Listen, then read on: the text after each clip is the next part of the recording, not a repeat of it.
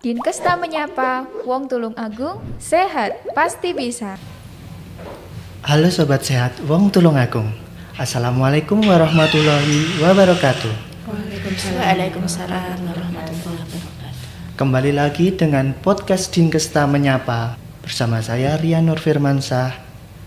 Pada episode kali ini sehubungan dengan infeksi dengue atau yang bisa disebut demam berdarah dengue atau DBD dan chikungunya. Masalah DBD dan chikungunya tentunya menjadi hal yang menarik untuk dibahas mengingat perkiraan cuaca yang dikeluarkan oleh BMKG bahwa periode bulan Oktober hingga Desember di Jawa Timur intensitas hujan curah meningkat cukup signifikan. Nah, Sobat Sehat penasaran mengenai hal-hal seputar DBD dan chikungunya? Kita akan bahas bersama dalam podcast Dinkes tak menyapa 3M Plus solusi ampuh lawan DBD. Tentunya hari ini saya tidak sendirian. Telah hadir bersama kita narasumber-narasumber yang cantik dan kompeten di bidangnya. Mari kita perkenalkan terlebih dahulu. Yang pertama, selamat pagi Bu Nurul. Pagi. Bu Nurul ini dari Dinas Kesehatan Kabupaten Tulungagung, bagian pengolah data DBD ya, Bu? Kami dari tim kerja P2PTVZ. Jadi P2PTVZ itu kepanjangannya pencegahan dan pengendalian penyakit tular vektor dan zoonosis. Baik. Panjang ya, Mas. Baik. Narasumber yang kedua ada Dr. Nani Azizah. Beliau merupakan Kepala UPT Puskesmas Kauman. Selamat pagi Dr. Nani. Pagi Mas Rian. Narasumber yang ketiga di sini ada Dr. Fitria Kurniasih, Dokter UPT Puskesmas Kauman. Selamat pagi Dokter. Selamat pagi Mas. Baik Sobat Sehat, tidak berpanjang lebar, kita perkenalan dulu tentang apa sih sebenarnya DBD itu.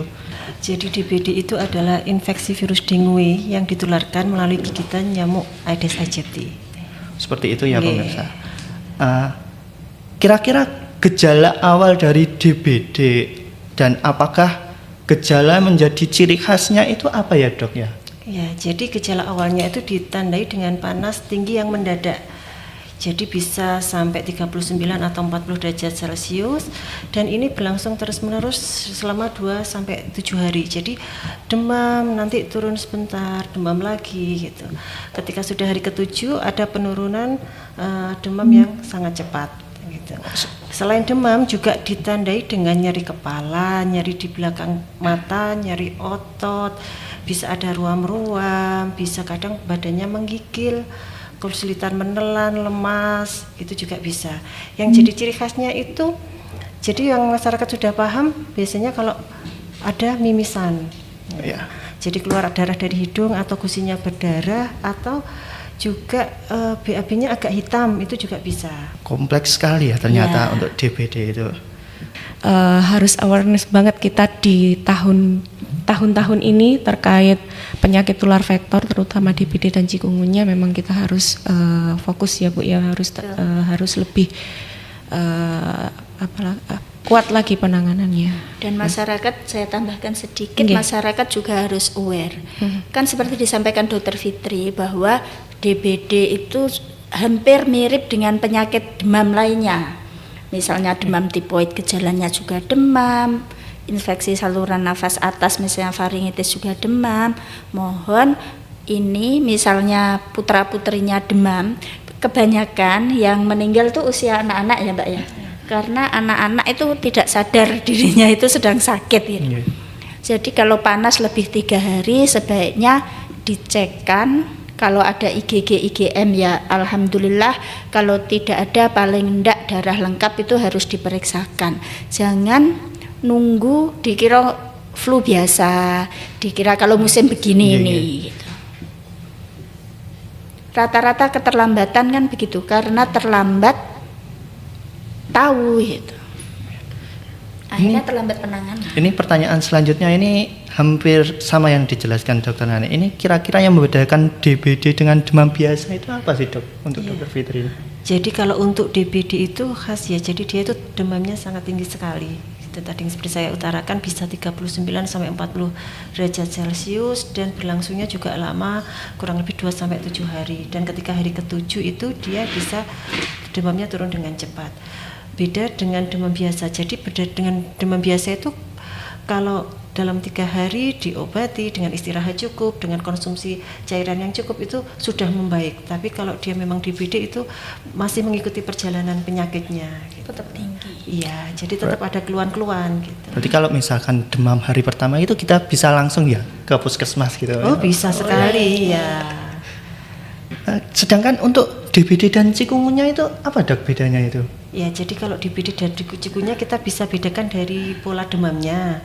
Juga nyerinya bisa dibedakan dari adanya tanda-tanda perdarahan, dehidrasi, terus bintik-bintik merahnya dan waktu munculnya keluhan itu bisa kita bedakan ya. Jadi kalau demamnya, kalau demam DB itu ya tadi panas mendadak tinggi selama 2 sampai 7 hari. Kalau demam cikungunya itu dia tidak ada pola khusus gitu. Oh, iya. Terus kalau untuk nyerinya, jadi untuk nyerinya kalau di DB itu tidak sekhas dengan dibandingkan dengan cikungunya. Jadi kalau cikungunya itu dia nyeri lebih hebat daripada DB dan bisa kalau tidak tertangani nyerinya itu meluas. Jadi sampai seperti mungkin dia ada mengalami kelumpuhan itu juga bisa, atau anggota geraknya sulit, gerak badannya sulit digerakkan itu juga bisa. Terus kalau tanda perdarahan itu banyak didapatkan di DBD, beda dengan cikungunya itu jarang atau hampir tidak ada. Kalau untuk tanda-tanda dehidrasi itu banyak di DB, bisa sampai shock malahan ya. Jadi kalau di cikungunya itu hampir tidak ada gitu. Juga kita bisa lihat dari bintil-bintil merahnya. Jadi kalau DB itu tidak akan hilang bila ditekan. Beda dengan cikungunya. Jadi ruam-ruamnya itu kalau ditekan itu bisa hilang. Nah, gitu. Dan juga keluhan itu bisa muncul kalau DB itu setelah digigit nyamuk kurang lebih 4 sampai 7 hari. Itu baru ada keluhan. Kalau di cikungunya dia lebih cepat, bisa 3 hari itu sudah ada keluhan setelah digigit nyamuk. Itu penegakan diagnosanya itu berarti juga bisa dengan laboratorium? Bisa, kita dengan laboratorium, tetap kita di klinisnya ya. Jadi sebenarnya pemeriksaan penunjang itu kita hanya membantu untuk mendiagnosa diagnosa kita. Cuma kita tetap harus berpatokan ke klinis. Gitu. Kadang klinisnya masih bagus, tapi kondisinya klinisnya sudah jelek gitu, tapi labnya masih bagus karena belum diikuti hasil lab yang menurun. Iya. Seperti itu ya. Baru tahu saya cikungunya itu bisa menyebabkan sampai kelumpuhan. Sobat Sehat tentunya tadi sudah banyak dijelaskan mengenai apa itu DBD, apa itu cikungunya dan sebagainya. Sekarang itu bagaimana sih penularan DBD itu, Dok? Ya, jadi kalau kita tertularnya itu ya, jadi digigit nyamuk Aedes aegypti, di mana si nyamuknya itu mengandung virus dengue. Jadi itu caranya virus masuk ke tubuh penderita. Jadi lewat gigitan nyamuk. Gigitan nyamuk ya ternyata.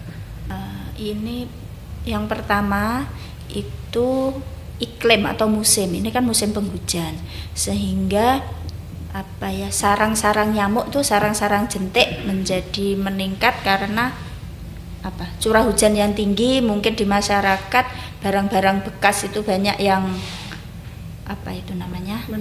menumpuk di sekitar rumah, mungkin tempat-tempat minumnya ternak, tempat barang-barang bekas itu semua terbuka ke atas, sehingga ketika musim hujan itu penuh air dan itu menjadi sarang nyamuk untuk seperti itu nyamuk Albopictus dan Aedes aegypti. Maka itu dihimbau untuk masyarakat di Tulungagung, mohon rumahnya masing-masing itu yang berpotensi menjadi sarang nyamuk itu dibersihkan atau dihilangkan. Iya, sudah terbiasa kemarin-kemarin panas, musim hujan sekarang ini kaget ya. Banyak yang belum dibersihkan. Ini terus kira-kira bagaimana ini, Dok, untuk penerapan program pemberantasan sarang nyamuk di Puskesmas Kauman sendiri itu gimana? Kalau di Puskesmas Kauman, kami sudah menghimbau masyarakat untuk PSN dari mulai bulan kemarin, baik itu melalui lintas sektor dengan waktu kita ketemu dengan lintas sektor, waktu Lokmin lintas sektor itu sudah kita sampaikan. Di samping itu juga setiap apel pagi kami menghimbau perpanjangan tangan puskesmas yang ada di wilayah melalui bidan desa, perawat desa untuk mengadvokasi PSN kepada masyarakat, dan perangkat desa itu dikasih tahu untuk biar oprak-oprak untuk melakukan PSN. Di samping itu ketika ada kasus kita juga langsung survei dan PSN serentak dan membagikan abate. Di samping itu kita sosialisasi lewat medsos ya, mungkin lewat Instagramnya puskesmas, lewat Facebooknya puskesmas, dan juga masyarakat yang sedang menderita DB misalnya dirawat di puskesmas itu pasti kita sampaikan untuk PSN. Berarti ya ini terkait ledang itu nanti sedang kita rencanakan untuk ledang. Terkait PSN ini berarti kerjasamanya antara puskesmas dan desa-desa itu harus bersinergi dengan baik ya ternyata ya. Betul, kita harus sering mengingatkan, mengajak masyarakat untuk itu tadi memberantas sarang nyamuk.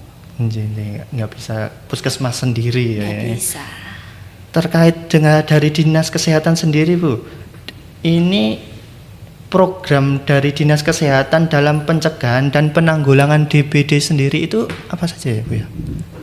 Ya, terkait program penanggulangan Mas, sebenarnya semenjak tahun 80-an ya untuk penanggulangan penyakit vektor ini DBD ini udah mulai dari awal itu seperti pembagian kelambu, larvasida, fogging, kemudian dulu ada G1R1J, gerakan satu rumah satu Jumante, kemudian program nasional seperti 3M, kemudian sekarang PSN, sampai dengan detik ini sampai dengan sekarang yang namanya program nasional itu PSN 3M plus. Nah itu jalan ceritanya mulai dari awal sampai sekarang itu banyak sekali program-program nasional yang sudah di-share ke masyarakat terkait pencegahan dan pemberantasan atau penanggulangan penyakit tular vektor ini.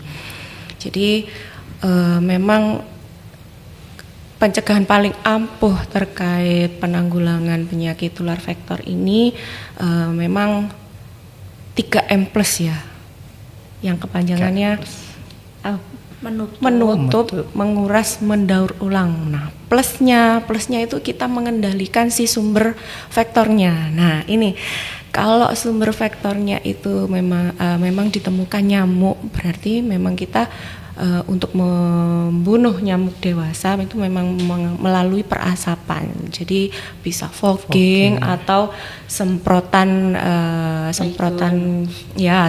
nyamuk. Jadi secara asap kimia ya itu fogging. Kemudian kalau misalkan yang kita temukan pada saat PE penyelidikan epidemiologi itu vektornya itu dalam bentuk larva, dalam bentuk jentik, ya itu memang untuk membunuhnya itu bukan pengasapan karena itu itu memang cara penanggulangannya dalam bentuk larvasida. Jadi bisa menggunakan abate atau tadi ya menguras PSN-nya itu tadi. Nah, jadi ini kalau PSN juga di masyarakat sepertinya memang agak ini ya Bu ya, agak diluruskan lagi. PSN itu bukan terus kita kerja bakti bersih rumput atau bersih yang seperti apa.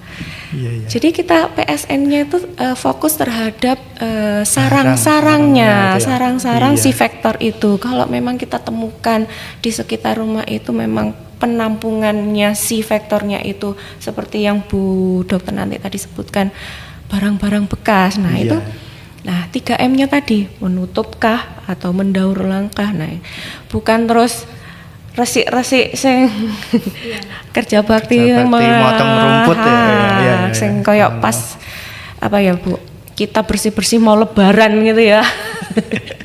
Itu Masnya. Jadi meluruskan ini PSN-nya ya PSN yang memang kita fokus untuk pengendalian vektornya seperti itu. Kadang-kadang itu saya lihat itu di pot-pot bunga itu kan ada air yang menggenang. Gitu ya, nah, itu yang fokusnya di situ, bukan terus kita nyapu ngepel gitu. Jadi memang penanggulangannya memang sendiri-sendiri. Kalau itu nyamuk dalam bentuk nyamuk, vektornya sudah jadi nyamuk, memang kita perlu pengasapan atau yang lebih kenal oleh masyarakat itu fogging ya. Jadi bukannya dikit-dikit harus fogging nih, nah ini memang kita harus cari dulu penyebab lihat dulu faktor resikonya untuk di sekitar lingkungan rumah si penderita itu dalam bentuk apa ya. Jadi kita modifikasi lingkungan kah, itu bersih-bersih kah, PSN kah, atau memang abate kah yang kita perlukan, atau memang kita butuh sekali untuk perasapan atau foggingnya itu Mas. Baik. Termasuk sarang-sarang nyamuk yang di dalam rumah, Mas. Baju-baju di ya. Baju itu bisa ya, Bu? Ya, baju yang sudah nggak kepake, lap yang sudah nggak kepake, mungkin sarung yang sudah nggak kepake, itu kan disampir-sampir. Dibuat sembunyi. Ya, dibuat sembunyi nyamuk ya. Nggak masuk lemari ya. Jadi setelah sambil nunggu mangsa yang akan digigit, dia sembunyi di dalam situ. rumah. Coba kalau ada yang selampir-selampir jenengan gini kan, Iya, itu iya. pasti keluar banyak Nyamuk. Yeah. Ini nyamuk ini Terdakwa ya. Untuk Dokter Fitri ini kira-kira peran keluarga dalam penanganan dan pencegahan DBD sendiri itu gimana ya, Dok? Iya, jadi yang DB itu kan juga banyak pada anak-anak ya. Jadi yang aware itu mestinya juga orang tuanya atau lingkungan di sekitarnya.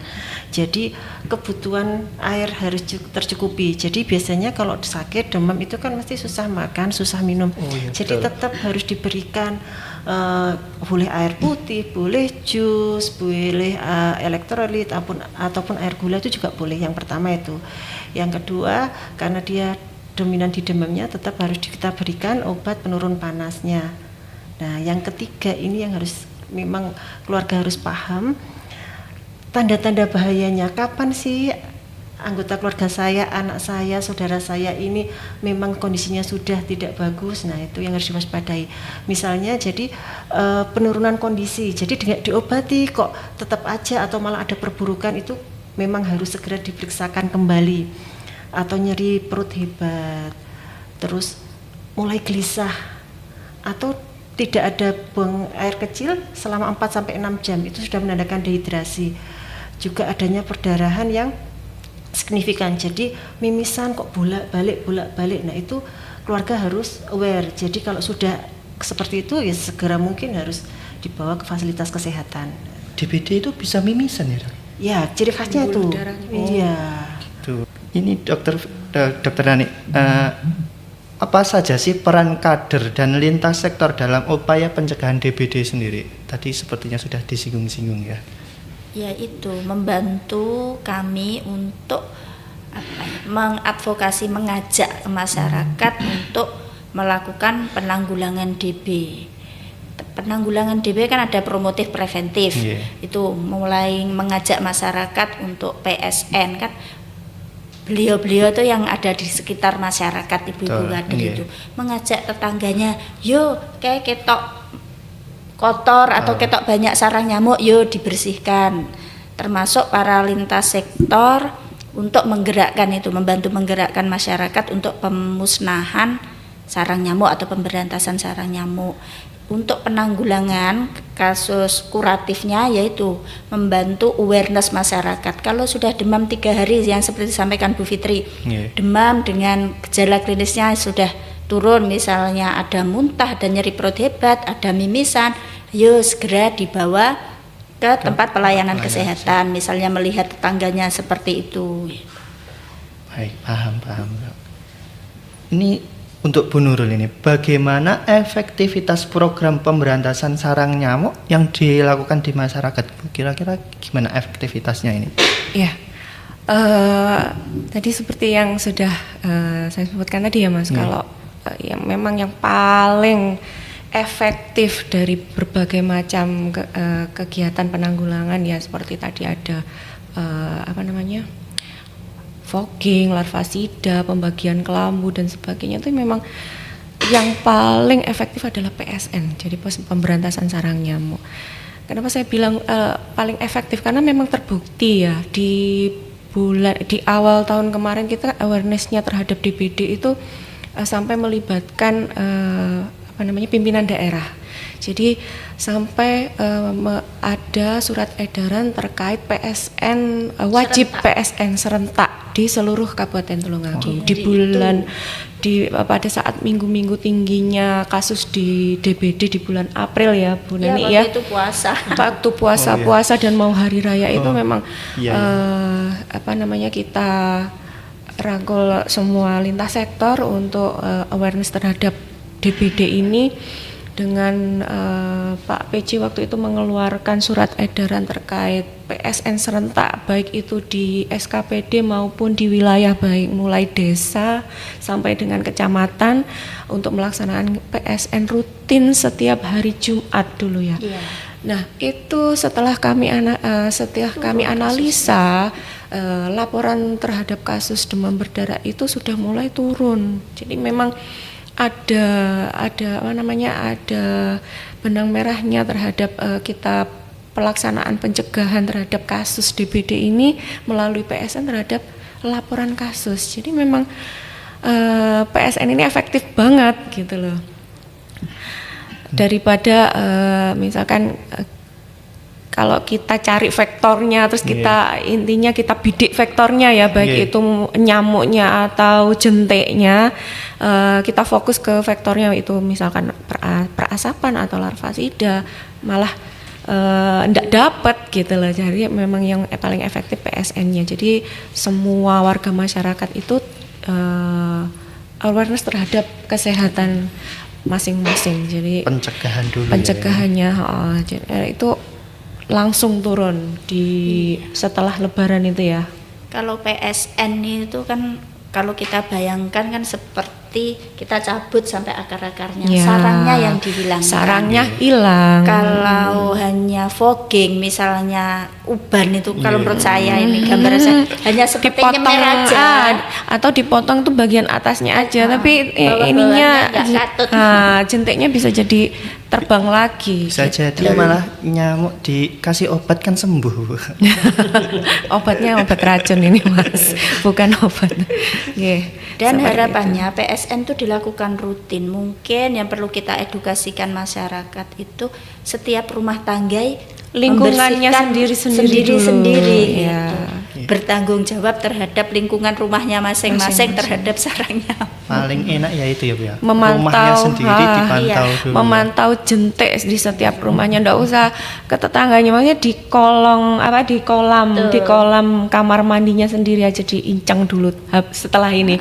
Ada nggak jentiknya lah kan di rumah sendiri ada ya berarti. Kadang-kadang tuh di dak atas, kita bawah bersih ternyata daknya itu mampet jadi sarang nyamuk. Itu juga banyak yang atau vas-vas bunga, vas-vas bunga, tempat pot-pot bunga atau tempat tataannya dispenser itu atau belakang kulkas itu kan biasanya juga ada airnya. Itu jarang kita lihat. Jadi nanti Mas Henry sampai di rumah dicek sendiri. Ya, sepertinya saya jarang ngecek itu sendiri. Kalau itu dilakukan seluruh rumah tangga, mungkin jadi turun cepat. Ini tadi terkait programnya sudah ada. Kira-kira tantangannya sendiri itu apa Bu terkait menjalankan programnya itu? Nah ya itu tadi tantangannya itu apa ya, ajeknya itu Mas, rutinnya. Jadi bukan kita tuh kegiatan pencegahan tuh bukan terus momen ya, makanya sekarang dilaksanakan terus setelah itu selesai, enggak. Memang kita membiasakan diri untuk ajeknya, nah, jadi rutinnya memang harus kita rutinkan untuk kita awareness terhadap kesehatan lingkungan masing-masing terkait penularan DBD ini. Mulailah dari lingkungan rumahnya masing-masing dan itu rutinkan gitu ya. Insya Allah nanti ke depan kalau sumbernya hilang seperti yang Dokter Nani tadi sebutkan, insya Allah kalau ke depan nggak ada, tidak ada penularan gitu. Berarti tantangannya itu sebenarnya ada pada diri masing-masing keluarganya itu ya, harus bersih supaya sehat. Merutinkan PHBS. Perilaku hidup sehat. Untuk Dokter Nani ini, program edukasi terbaru dalam mensukseskan PSN 3M Plus di Puskesmas Kauman itu apa ya, Dok? Kita mengedukasinya lewat macam-macam medianya. Bisa langsung itu lewat petugas desa, Bu Bidan, Ibu perawat yang ada di desa. Bisa lewat media sosial. Biasanya kita dapat flyer-flyer edukasi itu kadang-kadang yang dari dinas, kadang-kadang buat sendiri, itu kita bagikan ke seluruh grup WhatsApp. Terus juga lewat Instagram, juga lewat Facebooknya Puskesmas. Terus untuk yang tidak pegang HP itu kita lakukan ledang keliling ke desa-desa. Misalnya hari ini kita selesainya 6 desa, besoknya kita 7 desa, itu kita ledang, insya Allah akan dilakukan 1 minggu sekali. Untuk mengajak masyarakat itu melakukan PSN biar rutin kalau sering diingatkan. Biar ingat terus nih. Perkenalan tentang DBD itu apa, terus penularan pencegahannya gimana. Ini kira-kira ini bagaimana perjalanan penyakit DBD serta fase kritisnya itu bisa dijelaskan, Dok? Iya. Jadi DBD itu ditandai dengan demam yang tinggi, bisa 39 sampai 40. Terus selama 2 sampai 7 hari. Jadi ada siklusnya demam, nanti turun, kembali lagi demam. Nah, ketika hari ke-7 demamnya sudah mulai menurun cepat. Nah, itu yang terkadang pasien sudah merasa sembuh. Padahal di fase itu bisa jadi kondisinya dia memang kondisinya ngedrop, jadi bisa sampai shock. Itu yang perlu diwaspadai juga. Selain juga gejala-gejala lainnya gitu. Kalau misalkan observasi di rawat inap itu berapa hari sih, Dok, untuk pasien-pasien rata-rata itu DBD? Ya, kalau rata-rata kita tetap berpedoman di klinis dan hasil laboratoriumnya ya. Jadi ketika hasil labnya bagus tapi klinisnya jelek, itu kita juga masih memerlukan perawatan. Rata-rata antara 3 sampai 5 hari gitu. Cukup lama ya. Iya. Di cover BPJS nih, Dok, ini kalau punya BPJS. Bisa. Aman berarti. Tentang ini, Dok, bagaimana peran kecukupan hidrasi dalam penanganan pasien DBD? Ya, jadi DBD itu tidak semuanya jadi nanti jatuhnya ke dalam shock, itu tidak. Jadi ada grade-grade-nya. Ada grade 1, 2, 3, 4 gitu. Jadi hidrasi itu penting supaya kita tidak sampai ke grade yang semakin bertambah. Jadi kecukupan air putih, jus, air gula, elektrolit itu penting. Jadi dengan itu saja sebenarnya kadang kalau DBD yang grade 1 itu sudah bisa melewati masa kritis. Betul. Jadi dia nggak sampai jatuh ke dalam shock gitu. Berarti ya, sering-sering minum ya. Iya, betul. Terkait tanda-tanda peringatan kondisi memburuk dari pasien DBD itu kira-kira apa? Ya, jadi kalau kita sudah merawat di rumah terus ternyata tiba-tiba tangan dan kakinya dingin lembab, itu kita harus waspada. Terus ada perdarahan spontan yang signifikan dari hidung maupun dari mulut atau dari buang air besarnya, itu kita sudah harus waspada. Atau dia gelisah, jadi kondisinya dia tidak kooperatif, itu sudah kita juga harus aware. Nyeri perut hebat karena ditakutkan ada perdarahan di saluran cernanya, gitu. Kita harus sudah waspada dengan tanda-tanda seperti itu. Atau dia malah tidak buang air kecil sama 4-6 jam, jadi dilihat kok enggak pipis, ya itu dia sudah menunjukkan tanda-tanda dehidrasi. Itu harus segera kita lakukan perawatan. Malah tidak pipis itu tanda-tanda dehidrasi ya? Iya. Kurang minum. Kalau anak-anak itu rewel. Iya. Jadi kok sembarang kleru digendong, tidak bisa mengungkapkan apa yang sakit. Masih jangan anak-anak nunggu soalnya. penurunan kesadaran. Tapi ini harapan dan upaya lanjutan dalam menjalin koordinasi kepada sekolah dan tokoh masyarakat di wilayah Puskesmas Kauman itu gimana? Kalau dengan tokoh masyarakat, biasanya kalau kita ada pertemuan dengan tokoh masyarakat, itu pasti kita sampaikan, baik oleh saya sebagai kepala puskesmas, kadang-kadang juga oleh Pak Camat, itu pasti kalau sudah musim gini menyampaikan tentang pencegahan terhadap